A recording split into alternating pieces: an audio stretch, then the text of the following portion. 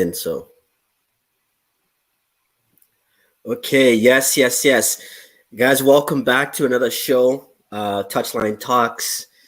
Oh boy, Manchester United, Arsenal nil, Manchester United nil. How you guys feeling about this, man? I'm with the Arsenal gang, the Gunners. They're ready to, give their opinions on the game. So let's just get started, man. How you guys feeling about the game today?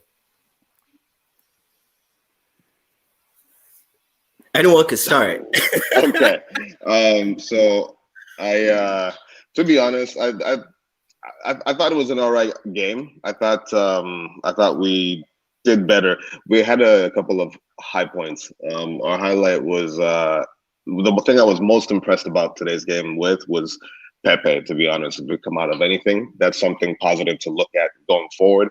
If you can build on that performance today, decision making was on point. We always knew he was a crazy dribbler, but Pepe for me was the highlight for us. The low point, I would say, it's just a consistent low point really in their whole season. It's Bellerin. They just go in the opposite direction. But overall, I thought it was a good. I was happy with the point. I thought we could have taken it. I think if we bring in Odegaard a little bit earlier, we could have taken it. But then Cavani did miss two sitters. So I'm okay with the results, basically. Yeah. But you know what's crazy? Like I was saying that in the group chat that Pepe is looking like Luis Figo out here. The way he was sticking man's out, like that was pretty. Yeah, he had a pretty good game, and I think he also had a good game against Southampton as well in the last game. He did, and he played on the left in that game. I was thinking that was well. Yeah, because Saka played on the right. Yeah. Yeah. And so I think that was the plan was for Pepe to play on the left, Saka to play on the right. Saka unfortunately couldn't get fit enough for the game. I agree with Kel. I'll take the point. I think it's I will say this about Pepe and Bellerin. Ole did both of them a favor by playing Pogba on the left as a left mid. Insane. Even I saw that, I was like, okay, well that's Bellerin's gonna have a game because he's not gonna have to play defense. But if you looked at the stats, man, they were attacking consistently along our on the left. It was all right. So it was crazy. I was shocked that he put Rashford on the right. And it all just didn't make any sense, right? Yeah. Because the left side defensively has been the most assured side defensively, kind of like Real Madrid, ironically. And then the right side is wonky because you have Pepe who loses the ball because he tries to dribble everybody. Seems like he's slowly outgrowing that. And then Bellerin, just another. Yeah, I know. Wait for the moment your contract expires. Yeah, and I think that's the frustrating part with Ole. It's like he has, when he comes out in press conferences and talks about how, United is playing Sheffield United, so Dean Henderson is going to start. It's like, how are you looking at the calendar and you're already pegging players for when they're going to play? You're not going by a player's form. You're not going by merit. You're just going based on good vibes. And you know what? That player played with Sheffield United last season, so I'm going to put him on this game because he played with that team. So I don't know about you guys, man. It wasn't a disappointing game. Like it wasn't boring. It wasn't boring. I think Arsenal got the result that they wanted. But I think for us as Manchester United, I think it was a loss because now you look at City is now 4 points ahead. And then Liverpool, if they win their game against West Ham tomorrow, they're tied on points with a goal in hand. With a goal advantage. So it's like we've worked so hard just to lose it in 1 week. I think though, I do think, and this is going to sound like shade. It's not. Maybe it's a little bit of shade. But I do think that I think it was a fair indication of where each team is now. Because Manchester United, last time we were on here, we were talking about it. Like, yeah, you guys had like crazy like 4 weeks, right? 4 weeks of just madness. But the whole question has always been like, is that sustainable? Like, what are you going to do when teams start to adjust? One thing that looked interesting today, I think the Cavani start might have thrown us off. It did seem that we had a plan. We had a plan for Pogba defensively. We had a plan for Bruno defensively. Bruno, we took him out of the game. We took him out. Well, but that's not. But that's been like the last. But that's 10 what games. everybody. That's what everybody's going to do going forward, right? So Yeah, it then we boils said that, down right, to Joe? like, yeah. Once people adjust to Bruno, then he'll get figured out and be exposed. Yeah. It's been a full year, right? A full year as of this month that he joined United. Yeah. It's literally exactly a year. Yeah. With like a 3-month break because of COVID. Yeah.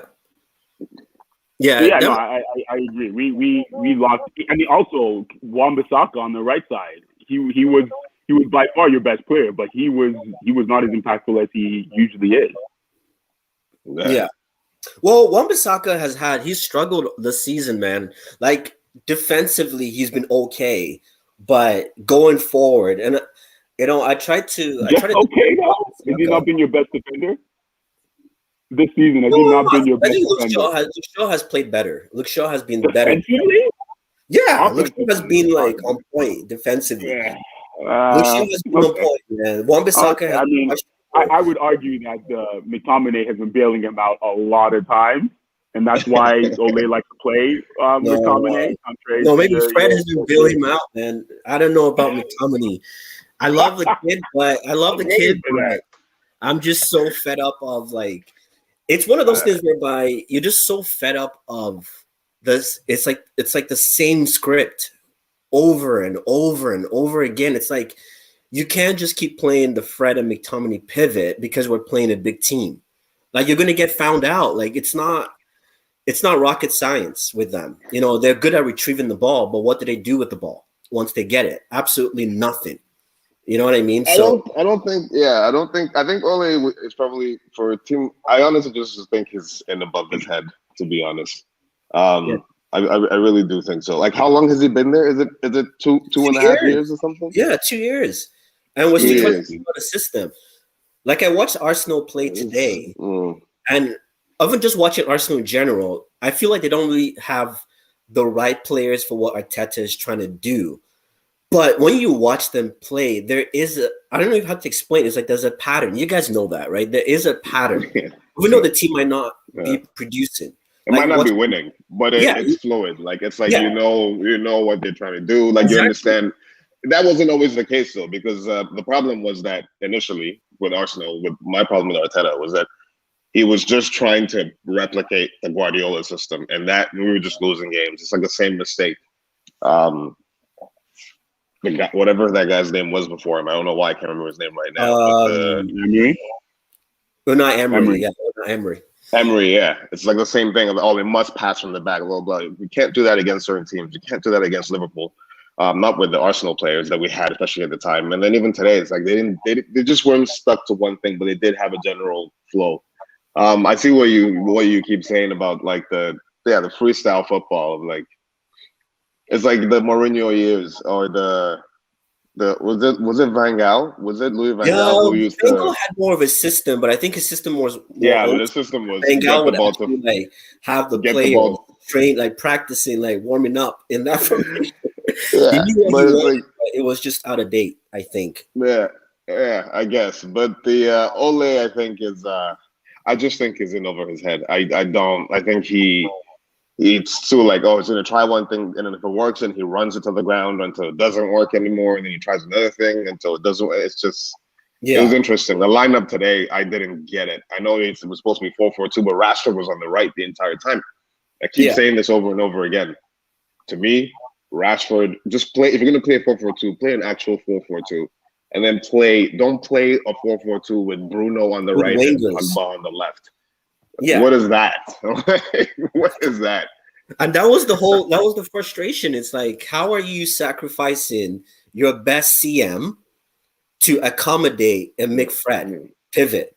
That just shows you how levels, like we're just so low in levels. And, fans will talk about how, they run a lot. It's like, when did football just become about passion merchants just running around on the field? Like, when did that become like the best players in history have not been the fastest players? They haven't been the most agile players, but they've been technical. They know how to hold the ball, control the game. Now, how is it that we're now in an era whereby as long as you run and you look active, you're on you get you get the start on the team. Like, when did Yeah. football become so all about just your work ethic? And work ethic is great, but if you have no skill to back it up, then to me, and well, not you, because I know you guys have some ball skills. Someone like me, I could make it into a professional team if I just ran all day. You know what I'm saying? So it's like, I just don't get Yeah. the logic. I just don't get the logic in just rewarding people that just run around for 90 minutes. I Like, to think, me, and I think to your point, I think it's not about ethic. It's about, and it's not about just running around for 90 minutes. It's about what you're doing, right? See Tony Cruz, he's not fast. He's not agile, he's not quick, but he knows how to move his body on and off with and without the ball, yeah, right? And that's what separates. Partey, it has that quality. I mean, you rarely see Partey sprinting, right? Even though he has that ability, even though he's quick, even though he's fast. It was my issue. That was my issue that I had with Smith Rowe today. I swear, for the first half, he touched the ball at kickoff and maybe two other times. He was consistently just in the middle, just jogging around. He jogged up for the counter, and he wasn't showing for the ball. And that's sure, you're running, sure, you're moving around, sure, your work ethic is there, but it's useless. You are literally taking up a spot on the team to do nothing. Do you right? think that maybe? Do you think that Arteta maybe did that on purpose? Because everyone knows that Manchester United's attacking, like counter-attacking game is one of the best in the world.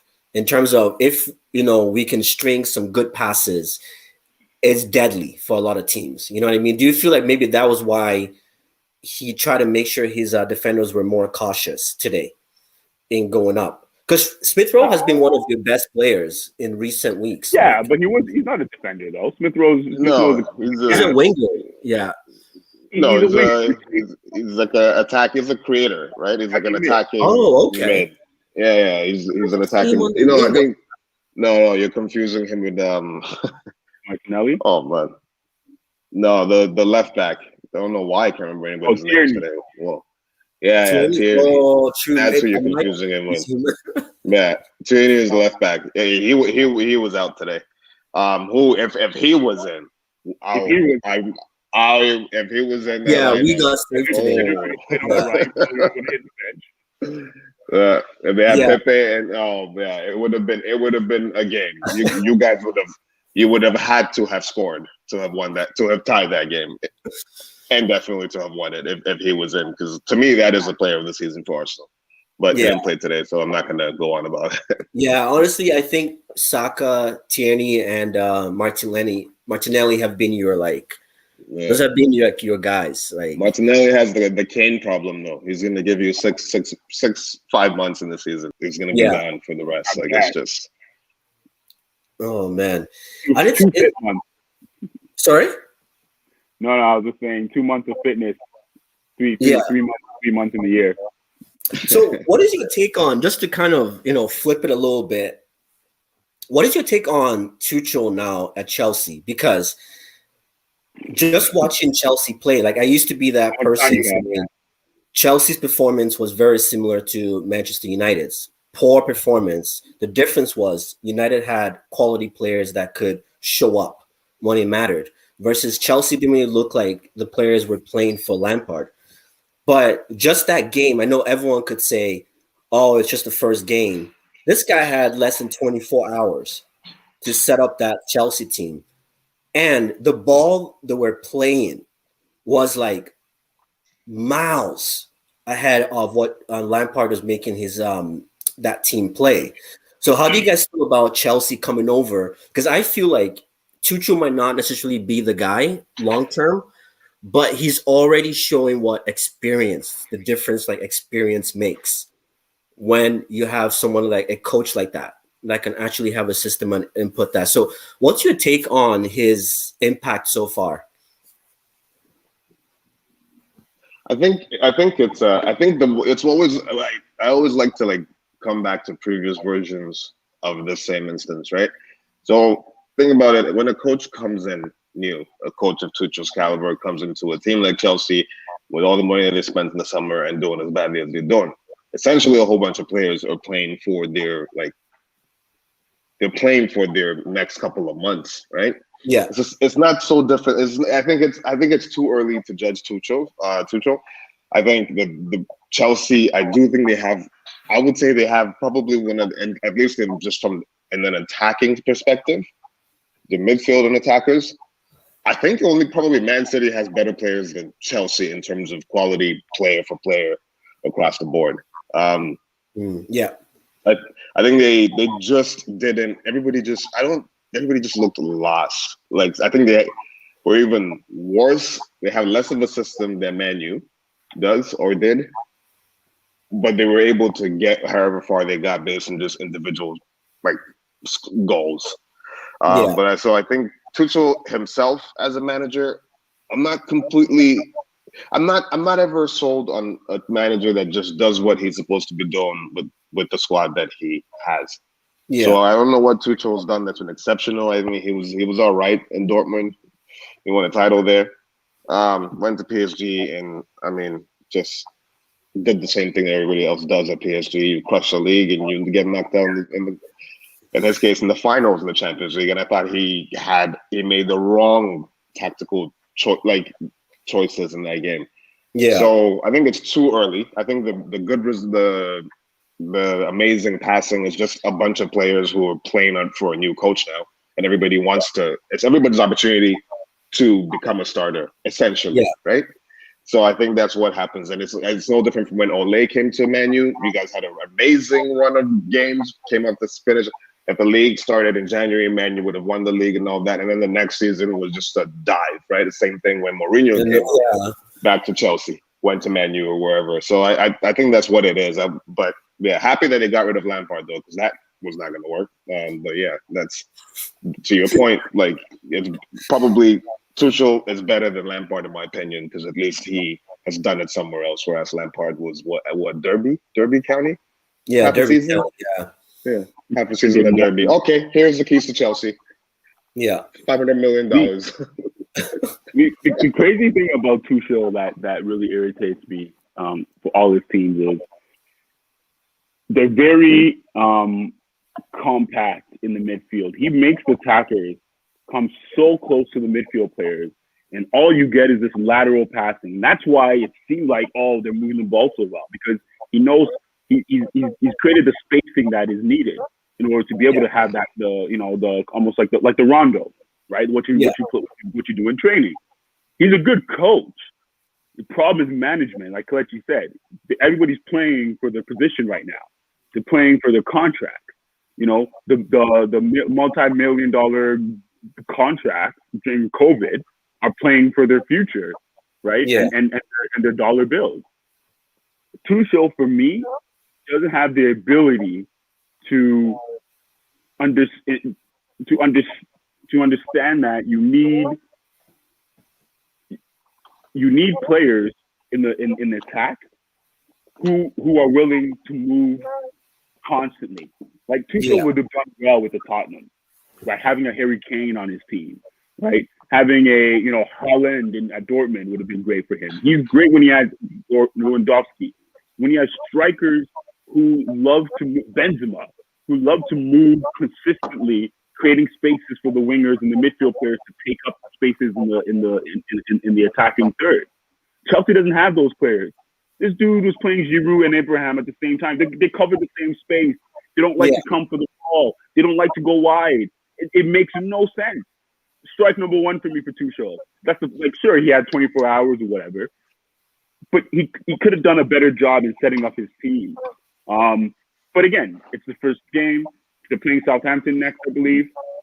Southampton looks like they need to make up for their L to Arsenal. You know, they look hungry, and Southampton is a dangerous team, and I don't think Chelsea has the back line to not concede.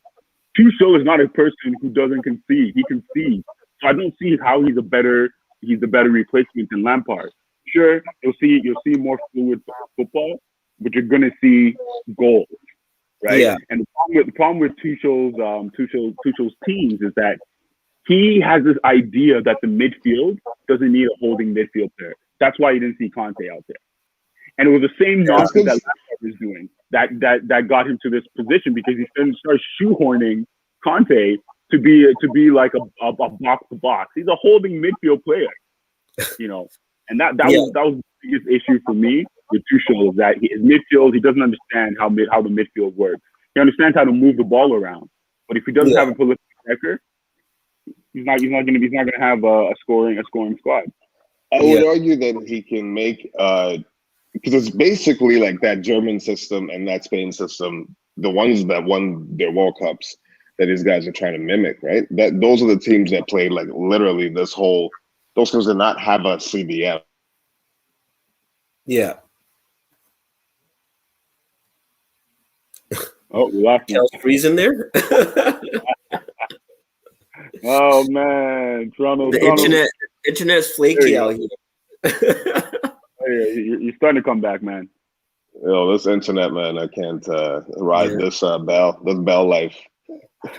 Trust me, man. I've been dealing with some internet issues.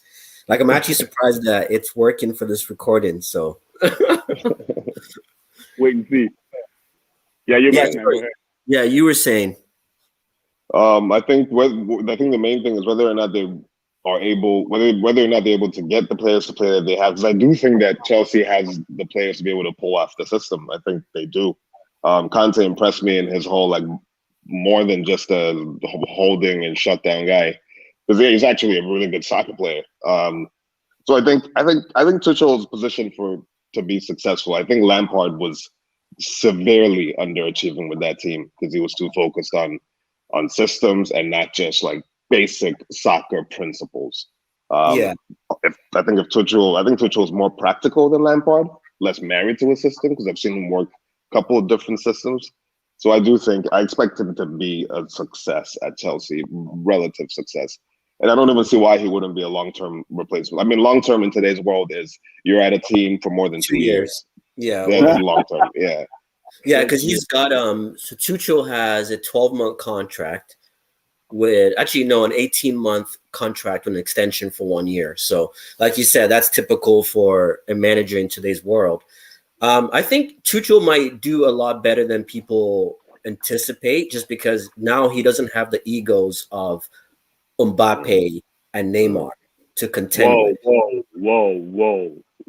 Are you telling me that the likes of Werner, who refused to play in the Champions League with his team because he wanted to go to Chelsea and start training, you're telling me he doesn't? No, that was different though. That was just being naive. No, that's not just being young and naive. But it's not like Neymar. Werner's head game is not there. Yeah, no, that's not an ego. That's not. You cannot say Werner has a bigger ego. Yeah, I feel like Mbappe doesn't have an ego. No, I'm saying like they all have egos. But Mbappe doesn't have an ego. Is that what you said? Mbappe doesn't have an ego. Mbappe doesn't have an ego. He was cussing out Tuchel for the world to see on the sidelines. What are you talking about? Doesn't have an ego. He's got a massive ego. He's got a massive ego. What are you talking about? You wouldn't be Mbappe if you didn't have that kind of ego, though. You wouldn't be. I mean, scoring goals in the World Cup finals at 19 years old. Not a coach is all I'm saying. You know, you cannot say Mbappe doesn't have an ego. That's not an actual statement. Yeah, what I was trying to say was more like, for example, if Timo Werner isn't doing well, he can get benched. Yeah, he might have an ego, but imagine trying to bench Neymar or Mbappe or trying to tell them what to do. Yeah, you're getting fired. Like, you know what I mean? Like, that's just, you're asking for your job and that way, and the likes of, if Neymar or Mbappe are not happy on that team, that's a massive, like, you've just made the entire team happy. So let me counter your point there about how you think why you think Tuchel's going to do better because the pressures of managing egos isn't there. Because I don't think he's a good manager. I think he's a great coach, not a great. I think he's a good coach, solid coach, not a good manager. One thing he doesn't have here that he had in PSG, a very, very crappy league. Another thing he had in Dortmund that he doesn't have in Chelsea, a league where he only has one team to compete with. Chelsea has 4 to 5 teams that you got to compete with every single week. And then you have to deal with Champions League. And then you have to deal with Abramovich, who is by far the toughest owner to deal with in European soccer. Tougher than Perez, tougher than Leo out there in PSG, tougher than whatever Manchester United board is, because we all know Manchester United board is full of lasers. Full of just money mongers, man. They don't care about soccer. They're probably more focused about the Super Bowl than they are about the league. There you go. And the White Sox, right? And this is the thing, right? Is that you have this pressure that is from your ownership. Your ownership, Brown's not going to come out there and be like, "Oh, I have faith in Tuchel when he keeps drawing all the way till the end of March." So Brown's not going to come out and do that. They did that at PSG because they're like, we're worried about the Champions League. We're not worried about if he got knocked out of Champions League. That's when you start to see PSG talking. So just wait. I'm telling you, Tuchel by the fall of next year, November of next year, if this guy's in the top 3, guarantee he's going to lose his job. Yeah, probably. Can't handle that. Lampard got signed because the fans liked him. Tuchel has nobody to back him, nobody to help him stay there. Not even the players. He has. I think this is the toughest assignment for him yet. That is true, though. That is true. But you never know. I feel like he's got the foundations to do something. Like, he might not necessarily win the league or the Champions League, but I think he would put Chelsea in a respectable position, if that makes sense. If that makes sense. And just to kind of twist it a bit back to, obviously, this game today is, I keep saying that, is if we just had a tactician, like right now, Ole has done great on the management side of things. The way he has recruited players, the morale of a team. Because when you think about what he took over from Mourinho, was a disaster. I think he's done a great job with that. Even the Pogba saga. It feels like last year, but it was just basically a couple of months ago, whereby every day you wake up, it's, oh my goodness, what did Pogba do? Why are fans abusing this kid? But the way Ole was able to finesse that situation, I applaud him for that. That was most managers. If that was Mourinho, he would have thrown Pogba under the bus. Most managers would have just been a disaster. Yeah, Ole is a really good man manager. He is exactly. Even it's not Pogba's. That's a really good example because it's the biggest. But even Lingard, there's so many Lukaku, like all of that. Like he somehow knows how to navigate those instances. For the better of everybody on the team. Like Lukaku, right? Lukaku till this day, I watched something with him the other day. I'm sorry, I'm not taking over your point. I'm just gonna wrap this up real quick. No. This is what it's about. Just everyone free flow, man. Free flow. Yeah, they were like, what's your relationship? It's some interview on YouTube. It's after my relationship with Ole after he left. And he said, like, honestly, like, he actually really respects Ole for the way that whole thing got handled.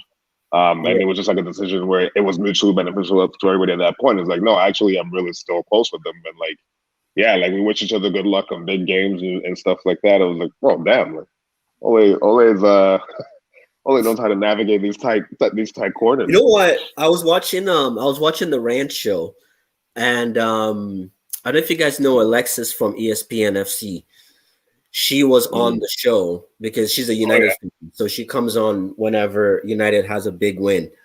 And she did say that she's sat down with, I think it was Pogba, one of the players, and she did say that, like Ole actually calls them on a daily, hey, what are you up to right now? Are you playing FIFA? Like, he's literally like, he treats them like a fellow player, but they have the respect of him, as they have the respect that he's their coach, obviously, but for the most part, he treats them like their fellow players, So I think with Ole, his management is amazing, what he's done. And that's why I keep saying sporting director would be an amazing role for him, or something in recruitment or something around there. But I think we're at Manchester United with the players we have, we're at a stage whereby we need a proper coach.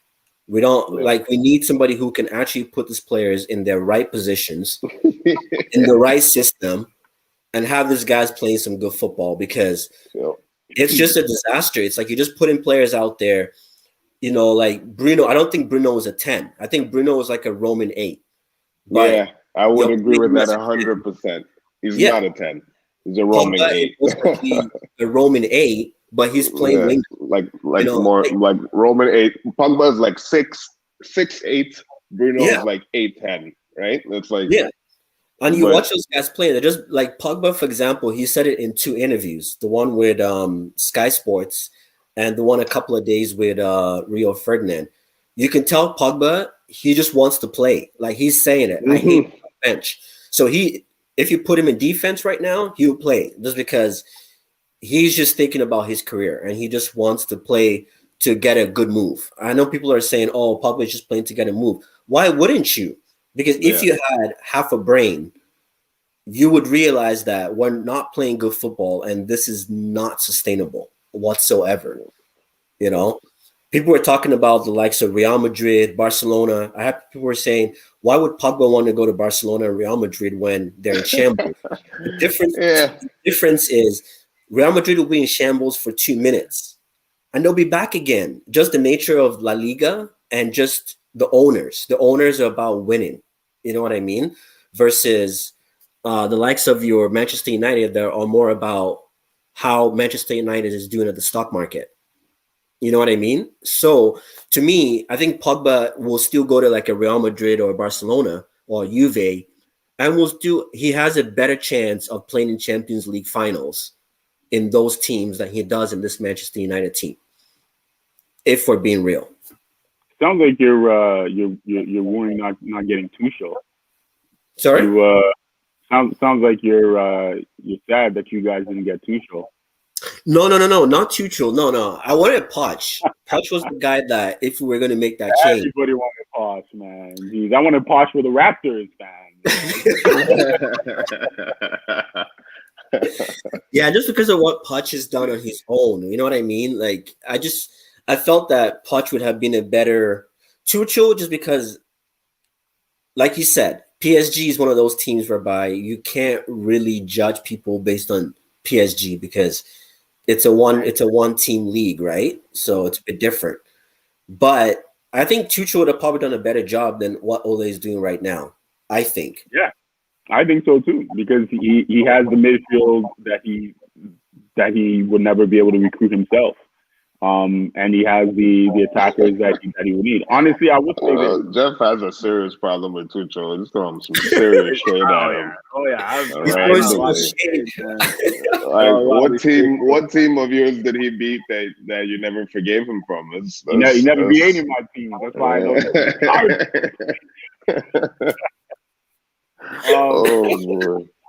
I will say this though, Martial, he reminds me of Vinicius Jr.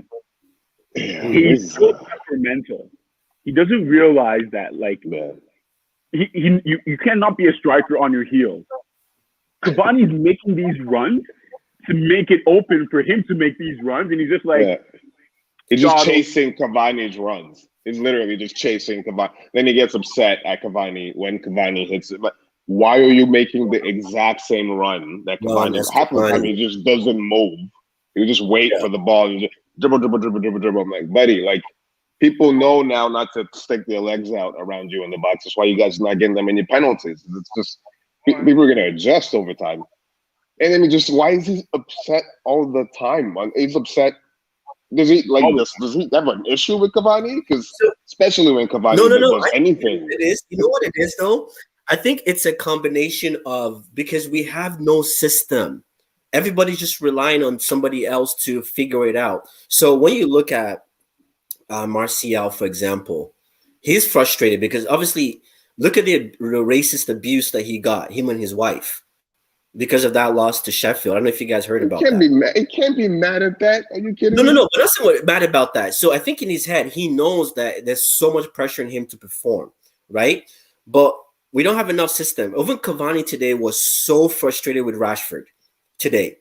He was like, every time Rashford, it's like, pass. And I think because there is no system, because when you watch other teams know where players are going to be, their movement. And I feel like our players are just kind of moving and hoping that, okay, he might pass to me. Or do you need a system, though, to tell you that? I feel like it's a lot of guessing. It's a lot of guesswork with United. Shouldn't they just be playing like basic do you need a system to tell you that? Shouldn't they just be playing like basic soccer in the terms of like I don't understand why your strikers seem like they don't practice together all the time. Like they're not looking for each other. Do they not trust each other or something? Exactly. Yeah, on the counters, everybody is because let's face facts. You got Rashford and Martial, both good on your feet and both insanely fast. So of course you're gonna be deadly on the counters. That was like the Madrid counters when we had like the BBC. Ronaldo. Well, before then, even when we had the Özil, Kaká, and Ronaldo, Benzema, that was the when we had the Mourinho. That was when we perfected the with Higuain, perfected the counterattack. The BBC was just next level. That was just taking that system. Everybody was now faster, bigger, and stronger, right? Right? Yeah. But it's like when they're playing in open play, there was a couple of instances today where it was like, yeah, Rashford and Martial. Yeah, Ole system and all that, but like, are they playing? Do they have egos? Are they playing for themselves? Like, why do they continue to shoot when they should pass? And in Martial's instance, just dribble all the time and then make the pass late and then get mad at the other person for not reaching the late pass that was inaccurately made to him. But so, Kels, what you're saying is what they're all doing, because Rashford was doing the same thing today, like just nonstop. The one pass whereby he did the what's that thing called when you put the ball through someone's legs, like really quick. Oh, the counter. Sorry. Yeah. The tunnel. Ole. The Ole. Yeah. The tunnel. The nutmeg. Yeah, where he just nutmegged the guy like really quick and was like, wow. And then he had so much space to run. And then he got in the box and you could tell like he just wanted to shoot. But his space got blocked. But he had so much space to just pass to Bruno for the cut in. But he didn't and waited till the last minute. And then he gave Bruno the ball way too late when the defender was already on him. It's those little things. And he keeps making those runs every single time. Same with Greenwood. Greenwood does the same thing. So it's like goes back to coaching. The problem isn't the system. It's fair. It is coaching. The problem isn't the system. It's okay. It's less coaching. It's more tactics, right? Because you can have you can have your tactics and have a poor coach, and the same thing will happen, right? What's happening right now is that Rashford is not a midfield player. I don't know why we consistently are playing him left mid, right mid, left mid, right mid, supporting striker, left mid, right mid. And his supporting striker is just him on the wing, the outlet guy. Rashford is a striker. If he's around the box, his instinct is to shoot, right? Bruno, when he shoots it outside the box, I get pissed because I'm like, you saw the run and you just decided to use it as a decoy. Isco does the same nonsense in Madrid, and it irritates me. Rashford. It's funny because Greenwood, when he came on, he saw the things that Rashford wasn't doing. He did it. That was that one beautiful time. There was like 3 Arsenal players converged on him, exactly. And he pulled it behind, and then boom, and then Wan-Bissaka This opened. is why you need your bench, because sometimes your bench can see the game from a different perspective, and this is the issue with Ole is like, use your bench, man. Like, use your bench. But it wouldn't matter though, Josh, because the problem isn't the bench. The problem is that you're playing Pogba on the left. You're playing Bruno in this weird free roam, but he has defensive responsibilities in the midfield. Like, I get what Ole was trying to do because Ole coached them in what he wants them to do. he wanted Bruno to be that extra body in the middle to force that Smith Rowe to not be able to not be able to be free, right? So every single time Smith Rowe had to come back, and when he came back, he was too deep to really start a counter because Lacazette can't hold up the ball. He's not really strong enough, right? Pepe is playing defensively, right? And then you have Martinelli, which he finally was smart enough to sub. Martinelli, who just, I don't know why he doesn't play as a left wing. So why play him there? So the same situation, Martinelli was being played in a outside of his prime role, just like Rashford. He was a striker. Yeah, exactly. I think just because you're a striker doesn't mean that you're going to be primed to just shoot on sight, right? Yeah. Like he's been in these situations multiple times. He should be learning, right? Like I think tactically is one thing, but even Rashford, even though the tactics were all weird and I didn't understand why Rashford spent. That's why I was asking at some point in the chat, like, is Rashford playing, like, is it 4-4-2 or is he a right midfielder or is he a striker? Like, what is he playing today? But it's like in those instances, though, in those situations, which I think is where the coaching comes involved. Like, don't they watch tape? Like, why did Rashford has had the same? He's an amazing striker of the ball. He can strike the ball. He's one of the best strikers of the ball, I would say. Rashford in front of a penalty kick is, in my mind, as good as Ronaldo in front of a penalty kick, and that's for me to make that statement. It's something. But other than that, it's like either play him as a striker. If you're going to play him as a winger, then you should be you should be coaching him to. You should be telling him to. And this is something I think is a systemic problem across all of soccer because it's literally the same thing that happens. I guess Rashford is just like Vinicius on Real Madrid, where it's like really good player. If we're playing five-a-side and these guys walk in, I'm picking them before Cruz. That's for sure. Yeah. But like when it comes time to like, okay, Champions League final, like who am I going to play? Because like, yeah, you can dribble everybody, but like you don't know when to do what. You're shooting when you should be dribbling. You're using the outside of your foot when you should be side-footing it. Like it's just all the time you're making wrong decisions, and it's like, what are they? Are they just working on just free kicks and they're just doing cones? Like, what are they doing? You know what's crazy? Exactly what you said. Now I heard that on a fan channel, and the person said, I can't remember who it was, but the person said the reason why, when you watch United play, you can tell the freestyle players are the ones who are thriving. Your Brunos, your Rashfords, freestyle, like you said, 5-on-5, just do whatever, run around, figure it out, ping the ball 100 times to the same spot, get it. But when you look at the seasoned players in systems, whereby look at Van de Beek, looks lost on that team because he's used to the Ajax system of a system. He knows he plays a role. There's a role to play in the team. When it's people just running around, Bruno just running like headless chickens for 90 minutes. Like, look at our midfield. Like, we've talked about that, whereby so much space because Bruno is ahead of the strikers. Then Pogba has to babysit McTominay and Fred in the defensive role because Ole cannot figure out that when Bailly plays, our midfield is more settled when Bailly plays. But when you have Maguire and Lindelof, they're both clashing into each other. That's basically all they do. It's because they're the same type of defender. They're the type of defender who's thinking about the just before the shot. They're the type of defenders who block shots. They need, and that's what Bailly is good for. You need somebody like there was this one play, Smith Rowe, the one great counterattack that he did in the first half when he was playing as a camp. When he turned and then Fred stepped up and he just dummied him and beat him. I do remember that. And then it was just Pepe by himself with against Lind, and they were just like backpedal. And then I'm just like, and then what do you do? He shoots it and just goes right. Yeah, and I remember that. It was like exactly. And what they do. Said that. You need, and that's the thing. You need somebody if you're going to play. If Maguire's a sweeper, you can't have another sweeper there. You need somebody who's going to try to win the ball because your midfield players, you don't have anybody who's a tackler.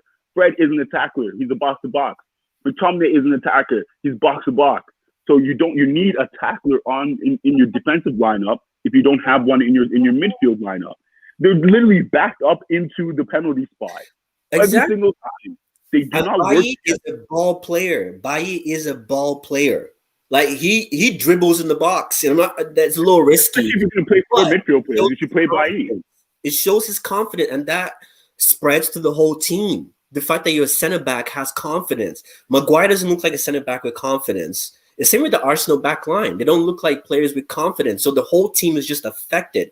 And that's why I tell fans, like, people are always saying, oh, Lindelof had a good game. It's one thing to have a good game, but what did you do for the entire team?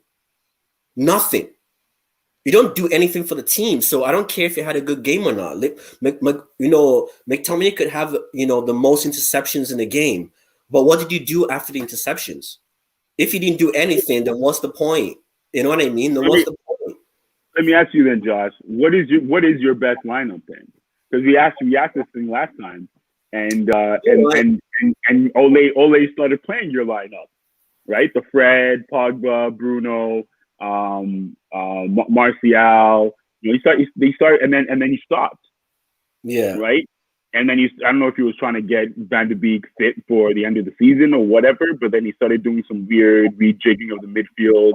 Fred got injured. Fred got a red card. It was just he was doing some weird things. So what is your preferred lineup for Manchester United? I don't even know if it's like a preferred lineup or more of like a system and play. Like I'm okay with I'm okay with the back line, but I would honestly I prefer Telles to Shaw.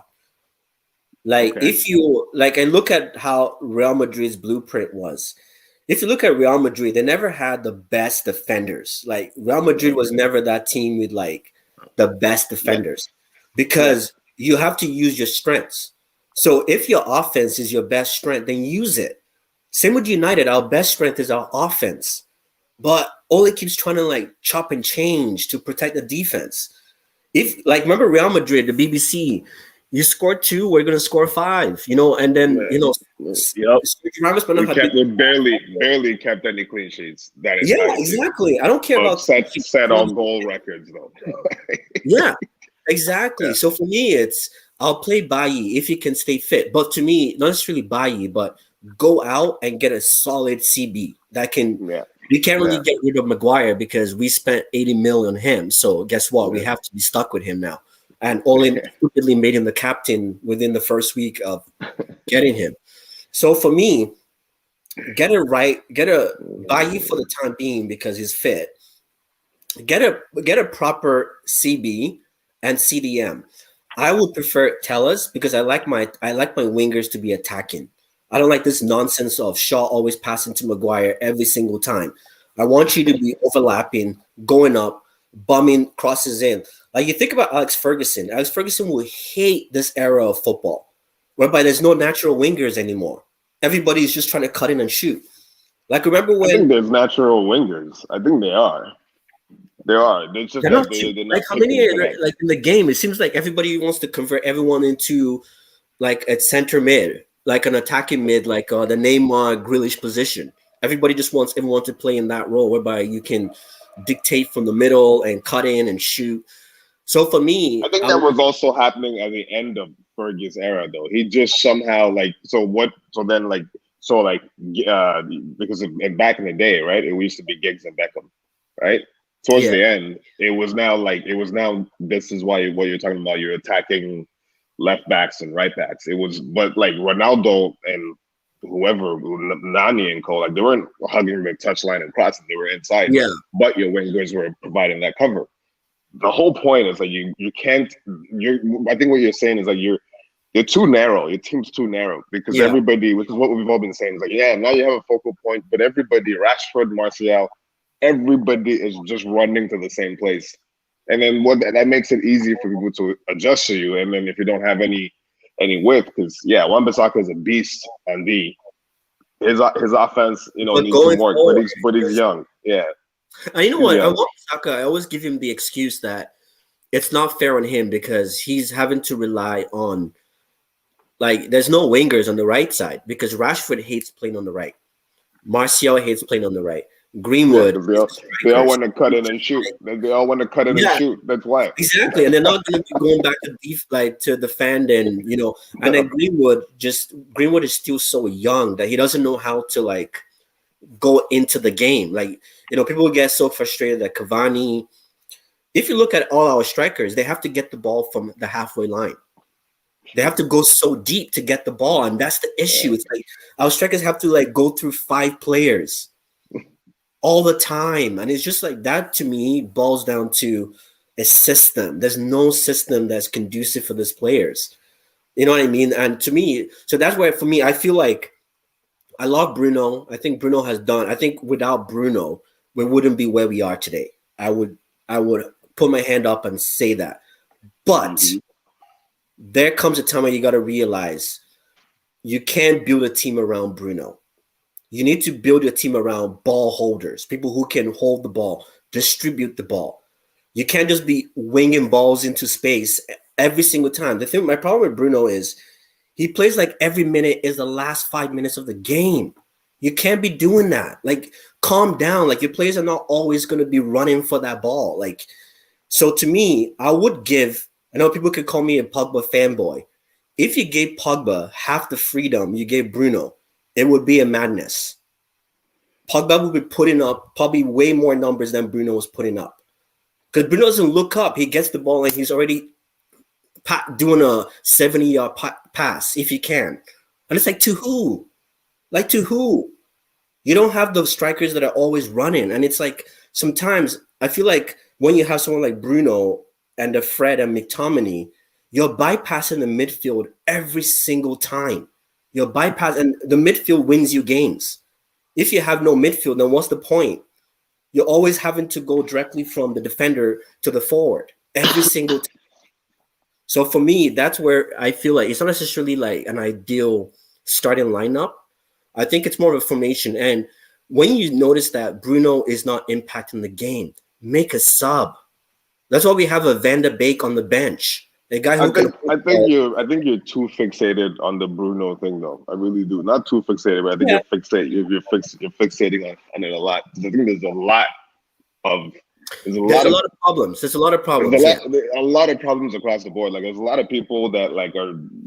I think it just goes back to what you said initially of like, because I think if you did have somebody who was a tactician or a proper coach or something, they would be able to do better with the team that you currently have. Exactly. I do think in your strongest midfield, you need to have Bruno and Pogba coexist, and both of them need to be railed back a little bit, because when Pogba had the freedom that Bruno currently has, he was doing some wild stuff in certain moments.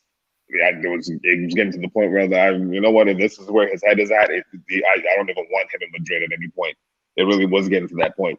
The whole question was like, why does he perform in France and not in Man U? And it's like, well, in France, he's not the king of that whole thing. He comes in there and everybody's on par. I think that's a big. Well, Pogba never got the freedom that Bruno has, though. He got it. Pogba did. He did. When he came in. Then he got injured, so he's never really had that. No, he had it for a good his first 2 years there. He was doing whatever he wanted, and it was always like it was fine. Like, it was at least in the first year and a half. The first year and a half, though, first year and a half, there is actually a good half an hour video to the madness Pogba was doing. That was why to that clip with the Lukaku and Ibrahimovic clash, where it was like, oh, you lost Pogba a lot of assists. And I think, like, I'm not saying that Pogba is a saint, but I think it just goes down to the frustration of the entire system, like you said. It's just, I'm not trying to, and like you said, I'm not directly putting it on Bruno. I think it's just more of like, I know when the player is good, you also got to know, like, I was calling for Pogba to be benched. Remember the last recording we had in November 1st with Arsenal, Jeff and I had. And I was okay for Pogba to be benched because I knew Pogba wasn't fit. I knew he wasn't playing well. And I'm okay with that. If you're not playing well, you're not performing, hit the bench, man.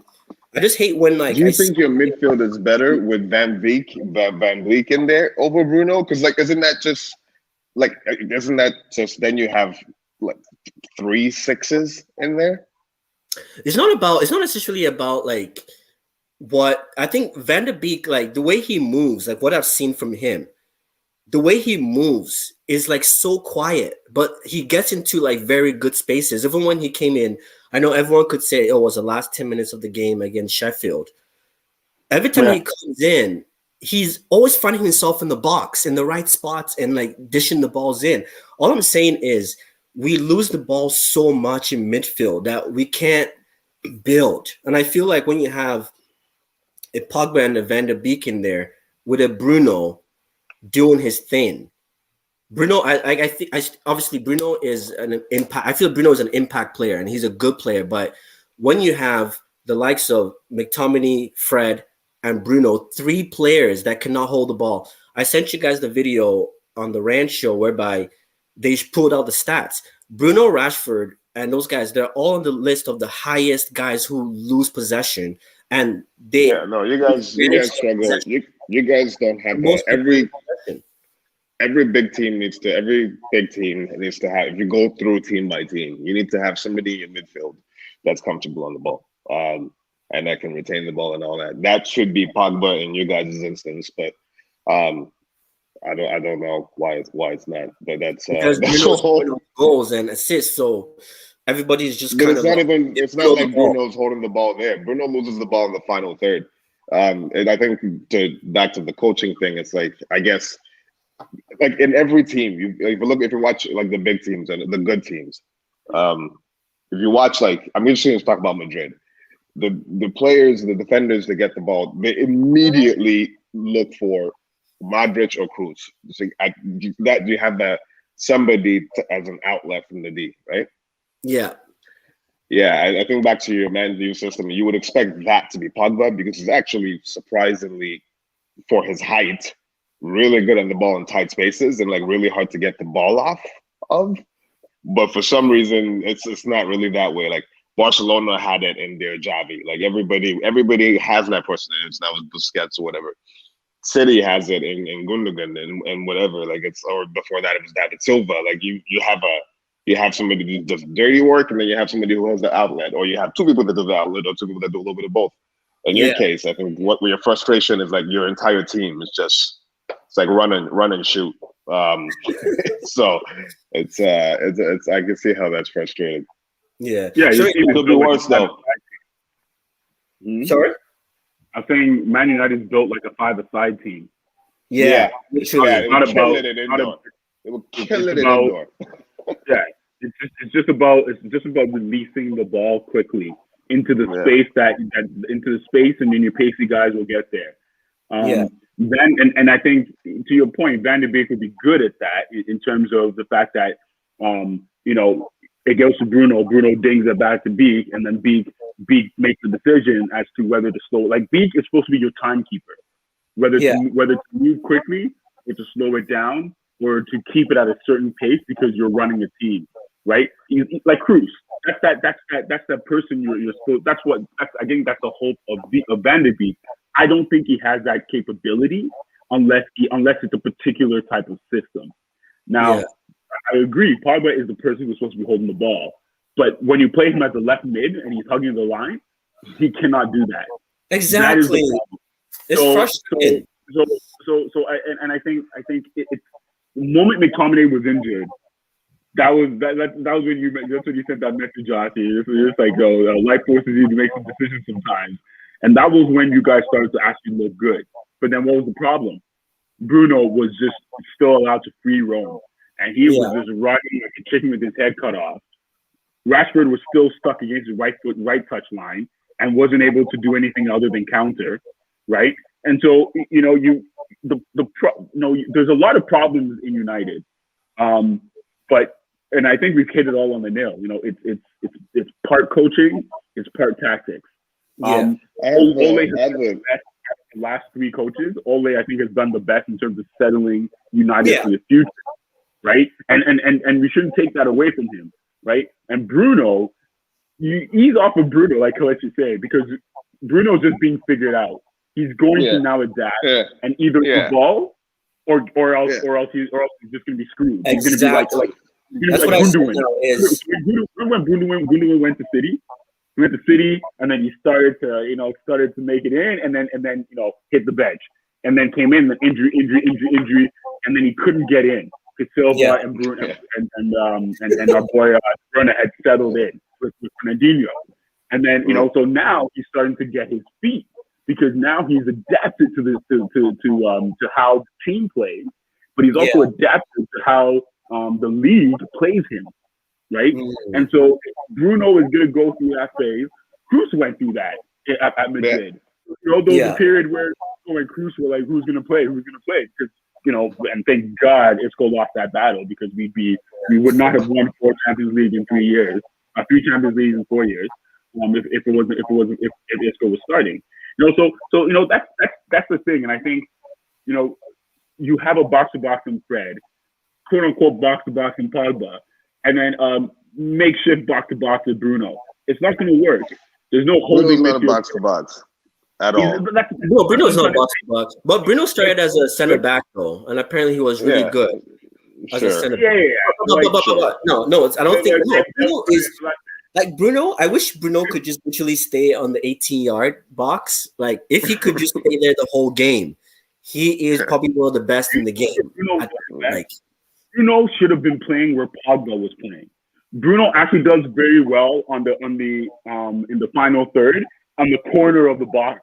Yeah. When he's in the middle around the semicircle, he's either caught between two lines or else he doesn't get the movement that he wants because obviously Martial is static, right? And then Cavani's making these dirty runs to Martial. Martial isn't taking these spaces. Anyways, I'm digressing, right?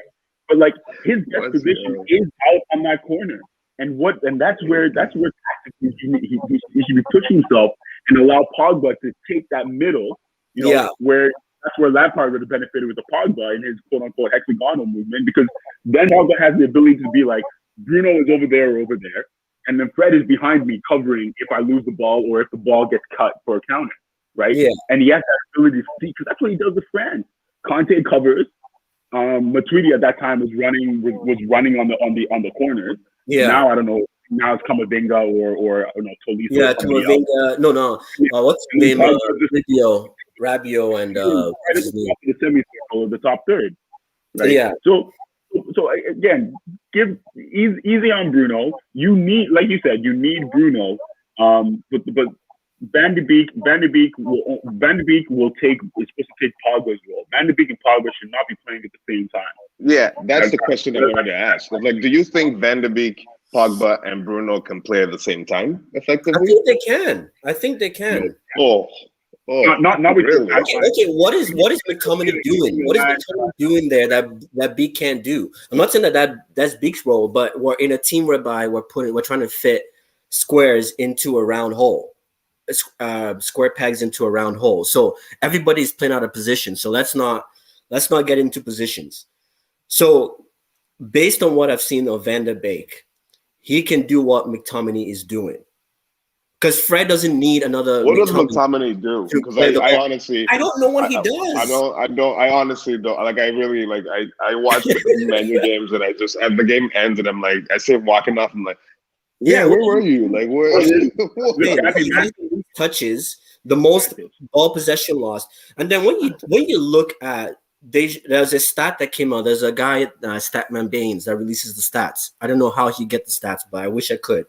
But in the last 10 games, Pogba has had the most completed passes, long ball accuracy, most duels won, more than Fred and McTominay put together.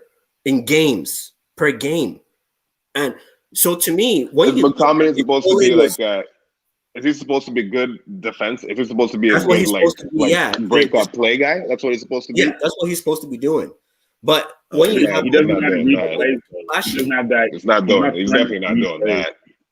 Yeah, so it's like Fred is fine on his own. Like we could get a better CDM, but I think Fred has shown us that he can do the job. Like he did. Then they played like the Madrid model. I see what you said. Yeah, he played. Then you played them. Sorry, he played for 75 minutes and showed that he can do the job alone. So why do we need to keep wasting up a player? So if me, and I'm not saying that Van de Beek should replace Bruno. I'm not saying that. I think Bruno has been pivotal to our season. But when it's not working out, like I forgot that Bruno was in the game today. When it's not working out, switch it up. Like switch the play. This whole like I would like to see something. It's just like exhausting to watch. It's exhausting to watch. And I'm not saying that's Bruno. Rashford was the same, extremely wasteful. Even the Sheffield game, I was very stunned that Martial and Matic finished that game. I was extremely stunned. I was extremely stunned by that. Those were our two worst players, and they finished the game. So to me, it's just the management. Sorry. I think it would be interesting to see what you just suggested. Hopefully, we get to see it. Maybe now that McTominay is injured. Hopefully he's okay, but maybe he'll need some time to recover, and then you can see the Van de Beek, Pogba, Bruno thing. Because I would be curious to see how that impacts. Because like now that we've talked us through it, I can actually see it working if Fred can actually play that role, right? If he can actually play that breakup role consistently on his own. But I honestly think if you guys just dominated the midfield, I think you have a good enough midfield to not just solely rely on counters. I think if you dominated the midfield in the game, I think it would even create enough space for your wingers and all that. So he hasn't played that yet. Like then those three guys haven't played together before. No, it's always the few times that we played. They haven't started. They haven't started together for sure. No, they haven't started together. I don't think they've even come on together. They haven't because it's wild. If Greenwood, it's Greenwood, Telles, and Beak. If those three start, any one of those three starts, you know they're getting subbed off by the 60th minute because guess who's on the bench? Bruno is on the bench. So you know it's an easy, or Pogba is on the bench. So you know it's a very easy sub for Ole. But when Bruno, Pogba are starting, Ole just does not know what to do when it's not going our way. It's not going United's way. He just gets lost. It's like maybe after this draw, he's going to realize that that's what was needed, right? Like if the 4-4-2 that he would have played would have been with Fred, Pogba, Bruno, and Van de Beek, and it being a 4-2-2-2, and then Rashford actually being like almost like a 4-2-2-1-1. It would have allowed Rashford is the one who should be the free roam to the wing. Rashford should be the one to decide how to, coming to get the ball in midfield with Van de Beek and Bruno. That's what he should do. That number 10 jersey he's wearing, try it out. Give him that free center forward roaming role and see if he has a better vision of Cavani and Bruno and Van de Beek coming up. Yeah. When you play him in a 4-4-2 as a supporting striker, hugging the baseline, he's just linear. He's just thinking, I need to bring the ball up to the wing and I'll have support. He's too fast. So Cavani makes a brilliant run in order to draw play, hold the defender away so that he can go one-on-one with whatever Lindelof, or if Luke Shaw luckily stayed back and was defending. And then the problem is Pogba is too slow to catch up. McTominay isn't catching up. Freddie is you're basically taking the whole game.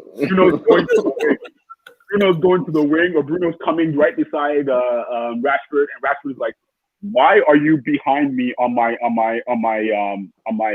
open shoulder on my right side?" Yeah. I always cut in. What kind of run is that? Yeah, it's just basically just running ahead, and you said it, and that to me today, Bruno had the worst game I have seen with the top club, with a top form team. But that's been Bruno though. That's been the situation, but because he's got the quality that he can still produce something last minute, people ignore the 85. But those things will dry up, Josh. Trust me, we were the comeback kings in Madrid. Remember when Ramos was we started calling it Ramos time. Those things will dry out, like, and then people will start to see it's because I got lost in not completely lost because we talk pretty frequently, but like I've watched him very closely. I'd say the last like 3-4 games, and I literally was like, oh. Yeah, this guy does give the ball away a lot just for no reason. Too much. Creative players give the ball a lot. No, not like that. No, not like that. Creative players don't. Areas that it's like, why? Yeah, just hold the ball. Like Bruno's trying to ping a 50-yard pass from our defensive box. Like, why? And you know what? When Pogba was losing the ball because he was doing tricks in his first year and a half, and he was losing the ball. Everybody was on him. Bruno's losing the ball, and he's like, "Oh, the creative players lose the ball." And that's that. Oh, but Ronnie only scored like 2 goals in that first season. That's the difference. That's the difference. The moment these goals dry up, which they're going to, people are not gonna. It's not. You can only score so many last minute goals. You can only do something. Bruno's starting to get figured out. Yeah, the one he's gonna have to tweak his game, and I'm sure he's capable of it. It's just for me. It's always like irritating when players don't when they wait to be forced to change. I guess not everybody's built like the Ronaldos and Messis, or those are like extremes, but even like Drogba, like Essien, just there was so many of those types of players where you could see that people would work on things individually and just head game. You're an attacker. As an attacker, this is back to the Rashford thing. I don't think I ever got this out, but it's like he's a striker. Your primary as a striker is not that I'm looking to strike the ball. It's like I'm looking to make my decision making should be best in attacking positions. Yeah. Right. So it's like I don't know when did we drift from that into being like, I'm a striker, so I'm just gonna be looking for the net all the time. Like those are just selfish players, and it's just when the only time your coach calls you is to ask you if you're playing FIFA or what you ate last night, and he's not calling you to be like, yo, are you watching games?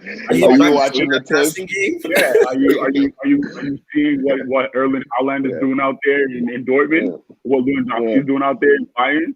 Are you seeing like who is he watching? Who were his inspirations? Even Ronaldo doesn't play like that. I'd say another people. Yeah, there was a period in Ronaldo's career where he was super selfish, but it quickly. I think by the time he hit like 26, when he didn't actually start winning with Madrid, he had to understand that hey, you can put up all the numbers you want, but you're not going to get any trophies if you keep playing this way. Yeah, it's not until he became less selfish that he actually started killing it on the trophy stage in Madrid, at least.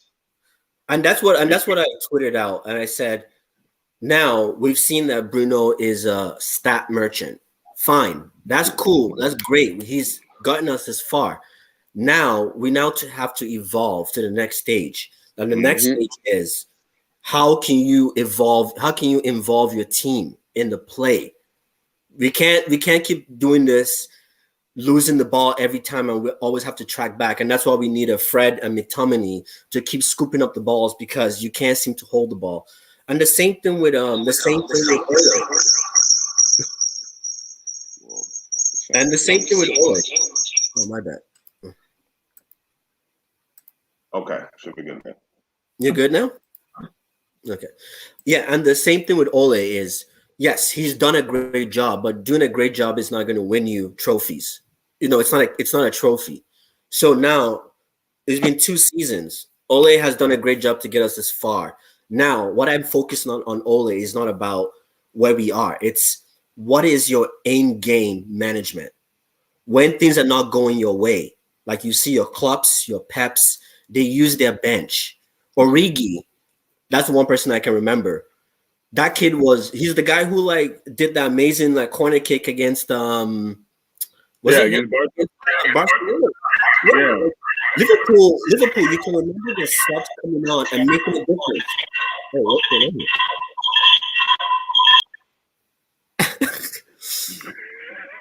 Those are the technical difficulties here.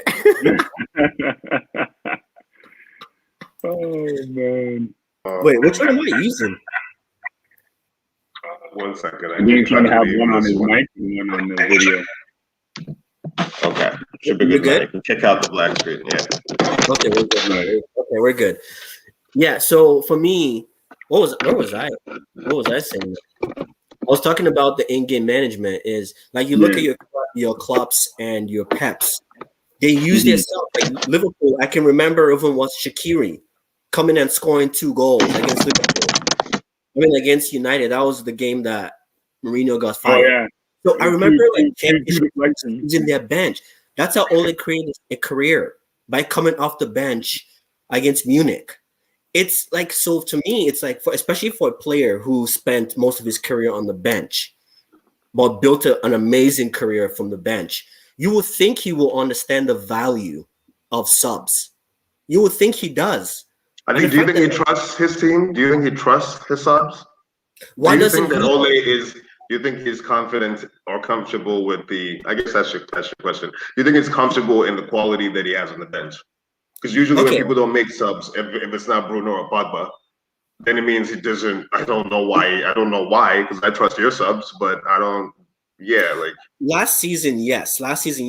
But this season, Mata has shown. Mata is old, but Mata is still a better ball retainer than most of the players that we have on there. Yeah, Beak, they've all come on. Yes, people might say they might have had average games, but when you're giving them 10 minutes cameos every like 5 games, 10-minute cameos every 5 games, how are they actually supposed to express themselves? You know what I mean? But the games that we've watched Van der Beek play, he's done the job that he needs to do. Could he up his levels? Yeah, he could, but that's not going to come if you're playing him 10 minutes every 5 games. That's not going to come. So for me, Ole, go ahead. So that's the frustration, is like fans can see the value that these players are bringing in. Why can't Ole say that? Why can't he say that? Ole is terrified of his defense. Ole is more terrified of conceding goals because he knows that his team only has so many goals in them. To be very real, that's the reason why. He doesn't want somebody to hold on to the ball, because if you lose the ball in the midfield, you guys are so vulnerable on those sorts of plays. I mean, there was the foul that led to Lacazette's free kick that hit the crossbar. It was you lost the ball in the midfield. It was like you're so open, because Lindelof and Maguire, we said this earlier, they're just going to back up and let you come into the box. And then before they know it, oh my goodness, there's a man open. They're not because they're not communicating defensively. You don't have, and I think if Ole is mentioned, they're trying to get Koulibaly, Upamecano, you've been trying to get somebody to pair beside Maguire, because like you said, he's too expensive for you to get rid of. So you need to get somebody who can do something. Maybe you guys should come after Ramos. You guys have the money to pay his salary, and that's not gonna solve their problem, man. You don't need Ramos. That's not gonna solve their problem. You don't need Ramos and Maguire will be a disaster, man. You'll be seeing some Ray Palos kind of stuff going on there, man. Just dirty shorts, but nothing to show for it. But yeah, I honestly think that's your problem. You Ole doesn't know how to control the midfield. He knows how to get the ball. But that's where it's been 2 years, right? And that's the thing. It's like then you have to understand your players, and I don't think Ole understands his players. There's a lot of what I would tell you though is like there is a lot of coaches that this is like your conversation, your pains with Ole is very similar to the pains that I have been having with Arteta until very recently, because it was the same thing. It was like why I think we talked about this once. It's like, why do these people they come into a club and then they just take the players and just play them in like their worst positions and then just keep doing the same thing over and over again? It's ironic because we're complaining about the lack of the system. In a weird way, they're trying to implement some like anti-system or something. Like they must be trying to do something. I don't know what Ole was thinking today when he woke up and said Bruno Pogba on the left, Bruno on the right. I don't know what he was thinking when he set that up. Or Bruno with this weird free roam Rashford on the right is just strange. But like I don't know what I think it goes back to the other point that you had mentioned earlier. I think the quality of managers. I think there are too many soccer players, ex-soccer players, managing way out of their depth. Like they're not like Ole should not be the manager of Man U. Zidane should not be the manager of Madrid. Not anymore. I Pirlo, think Zidane has, he's showing you something, but yeah, I see what you're saying though. I understand the principle. Yeah, like you can go Arteta should not be Arsenal. Like all these people. Like I think that's the reason why you watch Everton, Wolves. I will always talk about Wolves. I know they're not doing really well or whatever, but if you give that Wolves manager a top 5 teams budget, right? Oh man. Look at Leicester. Leicester's a great. Look at Rodgers, like Brendan Rodgers. Like that's a good example of somebody who, like, I think right now a lot of things are going to get figured out. I think a lot of the people are going to get fired very very soon. And Chelsea, Lampard's going to have to go he's going to have to go learn now if he wants to manage, right? Yeah. Anyhow, Gerard's sitting there laughing at all of them. I definitely hear it. Look at what John Terry did. John Terry was the captain of Chelsea, and look at where he is. He's his shadow to what's his name at Aston Villa, but they're doing all right, and he's okay. He's kosher. He's doing fine. You know what I mean? How many assistant managers their name and you see them all the time when the team plays? Man, sometimes Terry, I see him out there, and the coach is just like, "Yo, can you get out of my ear?" Sorry, I digress. But Terry irritates sometimes. He definitely oversteps his role a bit. Yeah, I think we need to get away from these projects. What having a project? We need to get away from those, man, because it's getting very frustrating because fans are paying thousands of dollars to go to watch a game. And this is overcomplicating things, projects, and it's very simple. Soccer is simple, right? It's simple. Yeah. You're passing to the open man, you're covering the spaces. Like it's at its basic principle. Yeah, project is still you're recruiting and whatever, but the fundamentals of soccer will never change over time. So you cover space, you cover men, you don't cover space. You find the open man and you make the pass, and all across the board, everybody needs to be as accurate as they can with everything they do. It's not now you come a 3-year project. I wanted to support not to have enough more time. You don't get to spend $300 million and then be like bottom half of the league in January. Yeah, on a 3-year project needed more time. Yeah, look at United. We're always zonal marking in the box. We're trying to defend a corner or free kick, and we're doing zonal marking. Like that is like 101 of football. Like you don't in the box. Like remember, like your what's his name? The guy from Arsenal's captain back in the day. Mertesacker? No, Arsenal's captain. Tony Adams. Tony Adams, Tony Adams, and the other guy. The guy that is on Sky Sports a lot. Martin Keown. Martin Keown. Those guys like Owen Ferdinand and Vidic, when they're in the box they're holding the shirt. But when the camera goes through for the goal, there's always Maguire and Lindelof alone, pointing finger to who to mark. Like, you know what I mean? And that's where I like Bailly, because Bailly, he might be yelling about who to mark, but he's going for that tackle. Like, he's taking the responsibility. I find like a lot of these defenders today, they're passing on responsibilities to people. Oh, watch that guy while I watch the ball. It's like, guys, man, like that's your domain. It's like a striker in the box telling a midfielder to go for the run. You know what I mean? It's like you're in your element. When you're in the defense, that's the king of it. So control it. And then you have the likes of Maguire and Lindelof not controlling anything. Just standing there ball watching every time. The goal against Sheffield was crazy. That was crazy. Because I was sitting here watching the TV, like, yo, that guy's free. He's free. I'm like, why are they not? And then they pass him the first time. He scuffs the shot. Then it goes through, and then the same thing happens. Like, what is going on? Oh my goodness! If they just had personnel in, that shot would have been either off target or would have hit or been blocked. Yeah, to put a body on him.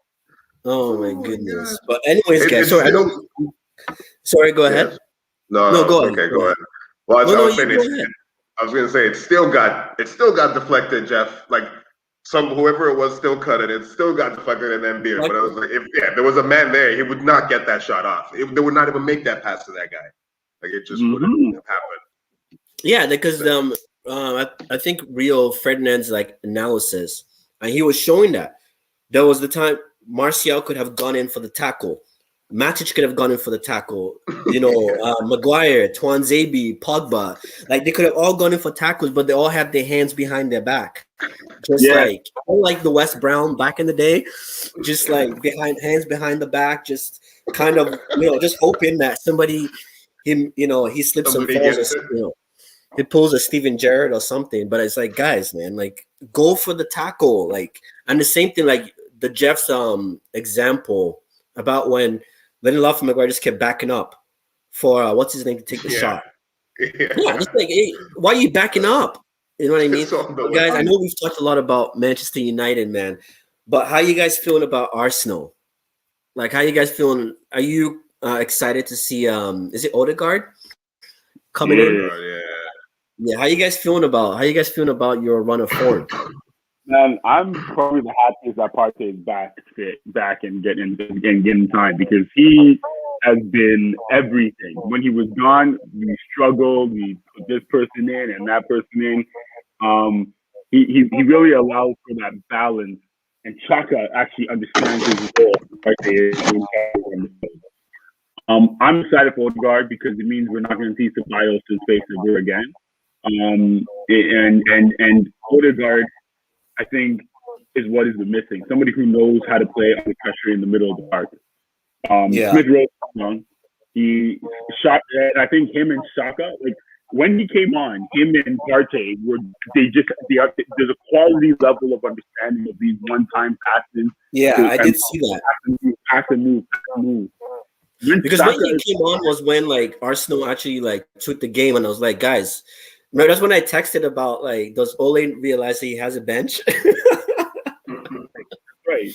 But no, I'm excited. I'm very excited. If he can stay fit, and Partey can stay fit, where everyone's gonna see a resurgence. I mean, Chelsea ain't got a chance if we keep going in the form that we're going.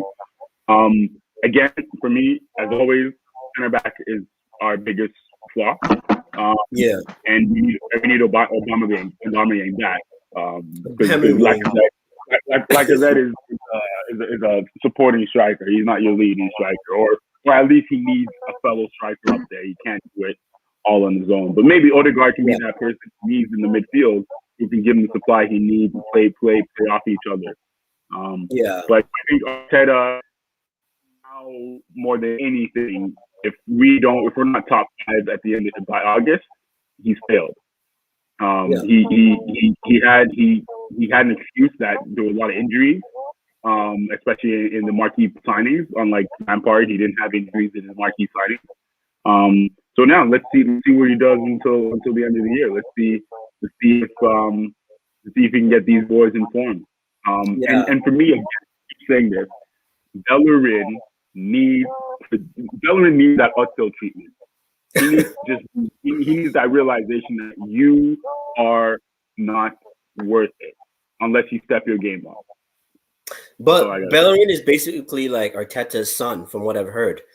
It's like pals. Like the Dan's son, and now we're all getting screwed for it. Yeah, literally. But the only thing, like, do you guys have a concern? Because I know a lot of Arsenal fans have been saying that Odegaard is always injured. So it's like, what was the point of bringing him on? Like, bringing him into the team and paying, like, those kind of wages when he might not even play maybe up to 5 games in the entire season. Okay, so that is people who are saying that don't actually watch. They don't know anything about Odegaard. He is injury prone, but he's not like injury prone like King and whatnot. Not like those guys. Like he goes down like the normal person goes down. The reason he wasn't playing in Madrid is not because he was injured the entire time. It's because Zidane very much like what's going on in Man U this season. Anyways, he's just like, it's like, bring on Odegaard. Like, he just the same players. He just keeps essentially. He just wakes up and it's like he just starts writing the team list, and it's like Benzema, Asensio. It's like it doesn't matter who's on form or anything. So Odegaard, I think, is a very good addition because I think he's at the right age, right? He's young, which I feel like one of the things I'm enjoying about the Arsenal setup is that you have like the tenured folks and then you have the young folks. So it's like really a good blend. Yeah. He's young and he occupies that attacking midfielder role, which is the role that we were not playing without for the first like 3 months in the year, until Arteta started playing Emma Smith role in their ESR, and then which was what we've been just saying for the longest time. That's why we kept on pinging crosses. One game with 40-something crosses and like no shot on target. I was like, guys, come on. So I think Odegaard would be good because it puts pressure on ESR, and he's a quality player. He's like a lighter, inexperienced Utsil, obviously, but he's more of that type of mold. But he will go box to box if he has to. I personally am feeling really good about Arsenal. I'm not gonna lie. I think I don't think we're gonna finish top 4. Beginning of the season, I made a bet with a Tottenham fan. This was actually after about like Tottenham was top of the league at this point. I made a bet with a Tottenham fan, and it was like Tottenham is Arsenal's gonna finish above Tottenham at the end of the season. and if I win, if I win the bet, that actually happened though. That's looking likable, likely. Yeah. He owes me a steak dinner, so I'm confident that I'm gonna get a free steak dinner at the end of the year. I will say that. Oh, that was a steak dinner bet. Yeah. Arsenal. Oh, I didn't know that was a steak dinner bet. Oh, I thought that was something different. Oh my goodness! You know what? It's funny because I'm actually happy to see Arsenal do well. Like the last 3, and I think also because like there's something that I like Saka for some reason, man, and what he's done lately is just being like, yes, he's proved me right. He's proved me right with everything that's going on. Do you feel like that's down to like the players that Arteta has kind of gone away from the experienced guys and he's now relying on youth? Yeah, I think it's just down to playing the best players. Like he was playing the trusted ones and the proven ones or whatever. He was playing names in positions for a while, and it wasn't getting the results. And eventually, he decided to just play not names, just play the best player at that time. And now, whoa, the results have turned around. It's like paying off. And then now, sorry, go ahead. No, I'm saying like now you can see the likes of Pepe. Oh, Williams had a good game when he came on today. Yeah, like that's now what always happens in these instances. That's literally what happens when nobody feels safe. Then everybody steps up. That's like that's my whole thing about Chelsea's first game. It's like nobody feels safe. Everybody steps up. So it's like it just works better that way. Pepe seems like he's it's like almost like what we're hoping that somebody's doing to Rashford. I guess somebody has done to Pepe, because today was like he's always a dribbler, but his awareness, his positional awareness, the team coverage, and those types of things, like those attributes. I feel like that's when I feel like a player is actually developing, right? It's not Pepe comes in and bangs in 3 free kicks in the next like 3 weeks. Like that doesn't really impress me. It's like when you've seen his decision making changing, like he's not holding on the ball for too long. He's like cutting it. It's just I feel like they're working on things with him, and I feel like it's actually beginning to yield products. So yeah, I gotta say I talked a lot of smack about Arteta the last time I was here. A lot has changed in the past month. Moving, like honestly, man. Honestly, you know what's crazy? I think like there is like a huge. I feel like there is like, especially getting into the fan cam world and just the football world in general. I've started realizing there's 3 kinds of fans now. I don't know if it's social media that has made that happen. There is the young fans. Actually, yeah. I'll say there's 3. I'll put them into 3. Sorry, Jeff. Before I let you talk, I'll put them into 3.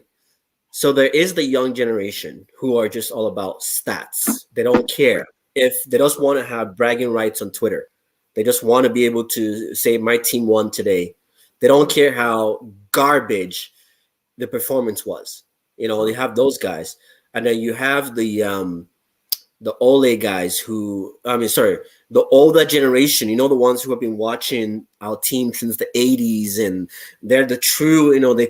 They consider themselves the true fans, but they're all about passion, about the badge, that they don't. They're so blinded by what is going on, because as long as they just want to support the team. That's all they care about. Oh, I've been watching since the 80s. I've seen the ups and downs, and I just want to support my team. They're doing well.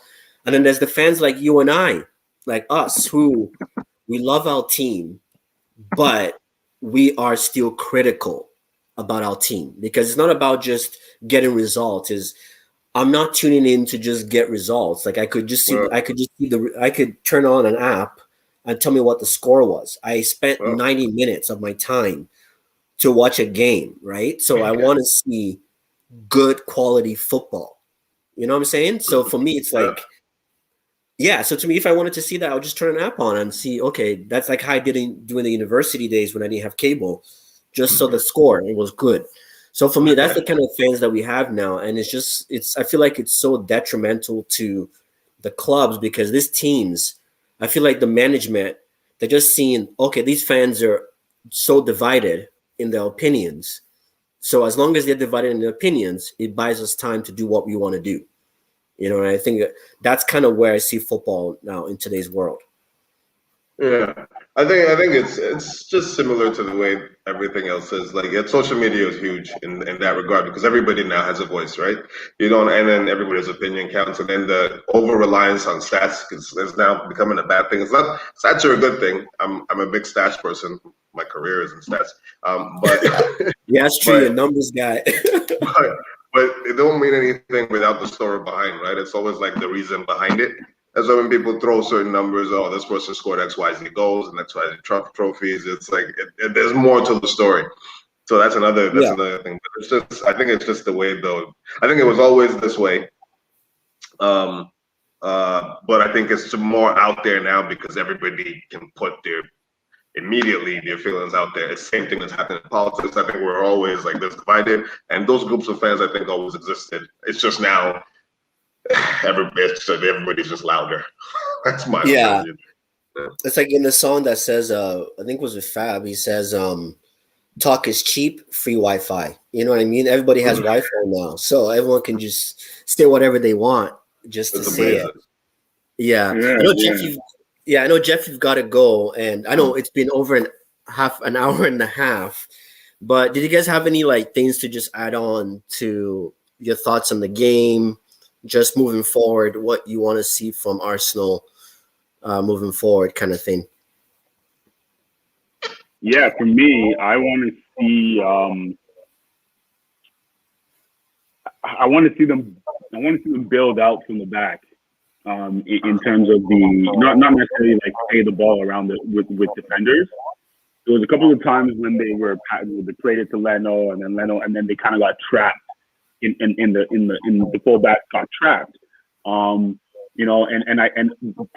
it was partly because Smith Rowe was kind of shoehorned into that cam position in a big game. He would have done better in like a Crystal Palace game or a Wolves Southampton game. I think if we had Saka, it would have been a completely different game, completely different outcome. Yeah. But again, I mean, I look at it and I look at United, there was not really anybody you guys were missing. It was just more of who was playing where and for what reason, we don't know. So for us, I want to see the midfield. Once Partey gets fit, he'll understand how to show for the ball. He likes doing.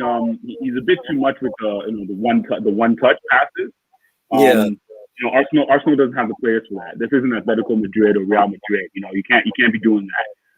With Odegaard now, hopefully he has somebody who he is able to do that with, and get that breakout pass as part of that build up. But yeah, I think ultimately I want to see more from Lacazette in terms of his ability to.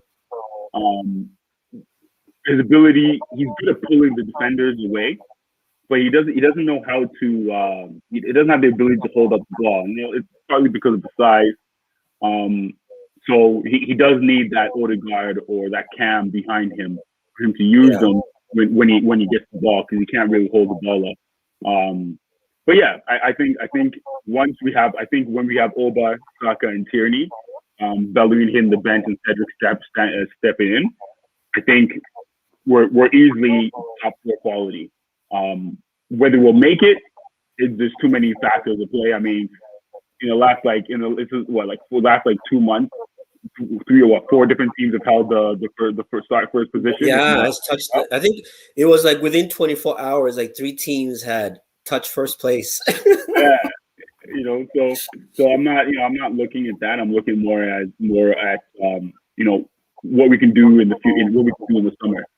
If Odegaard turns out well, does Madrid agree to sign him? Let him go because they need to create money. Who else do we need in the summer? Is really what the next 3 months will determine for us. Yeah, because so far it looks good. Again, I don't have enough confidence in Lacazette, especially unless he's playing as a 4-4-2 with Oba and Laka at the top. But again, I think Pepe for me has been he's really made his case. Because for me, I was like, he's gone and he needs to go. He's not. He needs to go back to Lille or some French league team where he can score 100 goals and dribble past all 8 defenders like Messi and Maradona. So yeah, that's my hope from Arsenal. I think for the league, if Liverpool get a center back this weekend, which they finally need, I don't know what Klopp and those guys. Wait, didn't I hear that? What's his name from Arsenal is being linked with Liverpool? Yeah, scroll him. What is his name? The other guy. Who's the guy? Mustafi. Who's Arsenal? Sorry? Mustafi, yeah, that's the guy. I was like, what? Yeah, we rumored to go there. If they get anybody but him, Liverpool has an opportunity to fight City for the title spot. But Clutch said it last week. He said all is right in the world. City is now top of the league. And that's what should have been happening.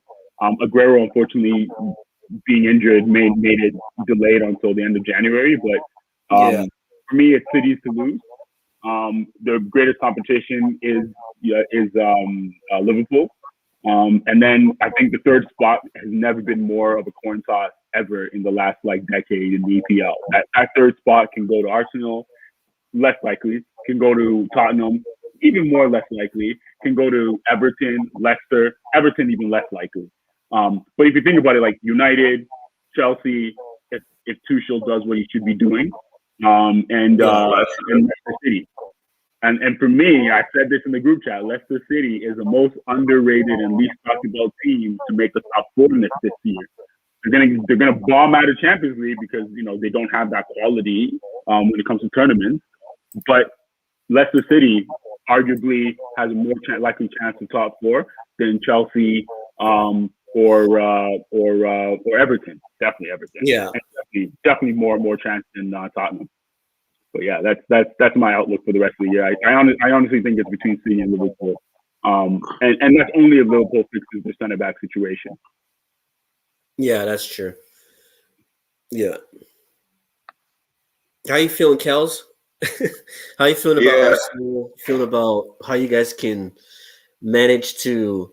Because I feel like Arsenal kind of gave away that FA Cup game against Southampton. I feel like Arsenal just kind of threw it away just with the starting lineup. But Kels, just to wrap, do you feel confident that Arsenal could at least try to salvage the season? Yeah, I think we'll end up in Europe, Champions League or Europa, still to be determined. But I think we'll end up, let's say, top 6. And I'm pretty sure we're going to end up above Tottenham because I think Kane's out for 2 weeks. For at least a month, which is what I said during my bet. I'm sorry, I'm just really excited for the steak dinner. Like the moment Kane goes down, Tottenham is done. But I think I'm happy. I think we'll turn the corner. Need to see how Odegaard plays. I do like the adjustments that are being made. I think Partey. Yeah, he just needs better midfielders around him. But he's been the release ball he gave to Oba, I think it was 2 weeks ago or so. It was just beautiful. It was got the ball, turned around from deep in his own half and just pinged a 60-yard cross to him. So it's like that kind of stuff that I think he'd be really good at, and I'm sure we'll get there. But that's essentially it. I'm much happier now than I was a month and a half ago. That's for sure. Yeah. 2021.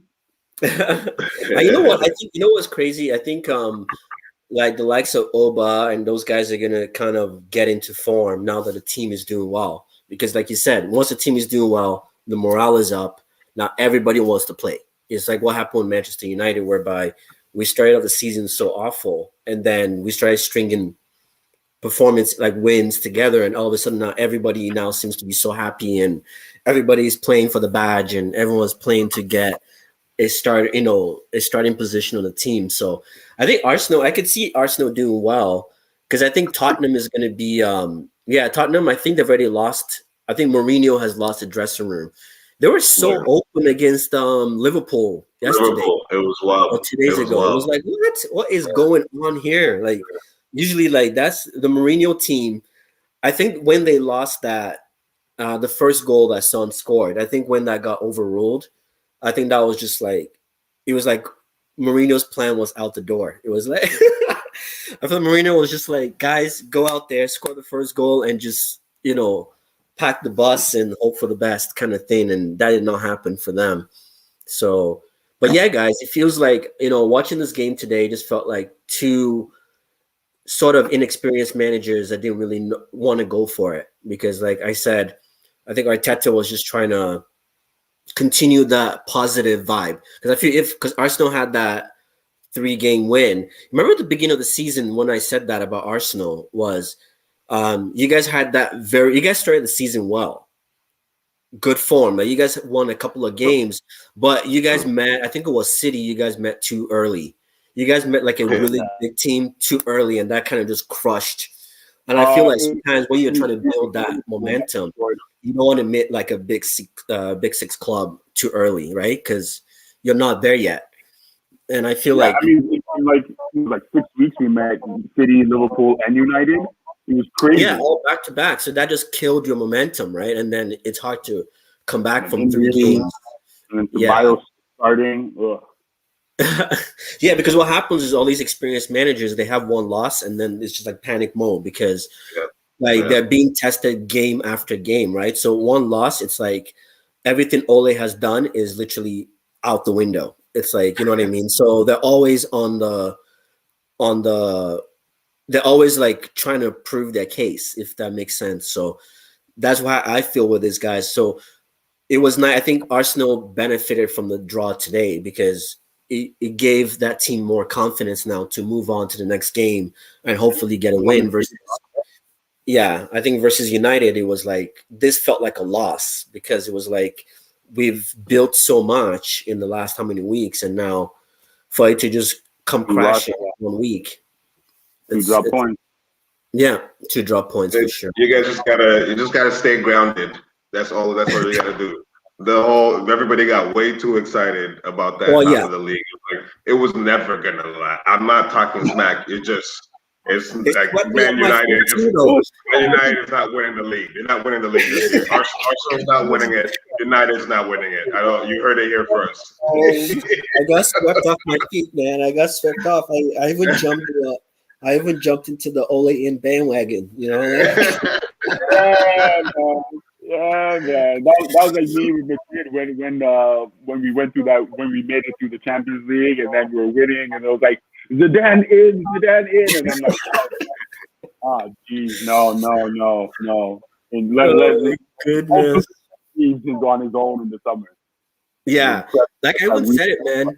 Even if Ole wins the league this year, I still want him out, just because you can win the league, you can do great things. It doesn't make you a great manager. You know what I mean? So like Leicester City is a perfect example. If Real Madrid could sack Del Bosque, remember back in the day, like this guy won the Champions League and still got fired because he didn't win the league. So to me, it's like, hey, everybody is, no one is exempt from that. So nobody has a bulletproof vest. Not in soccer, managing soccer.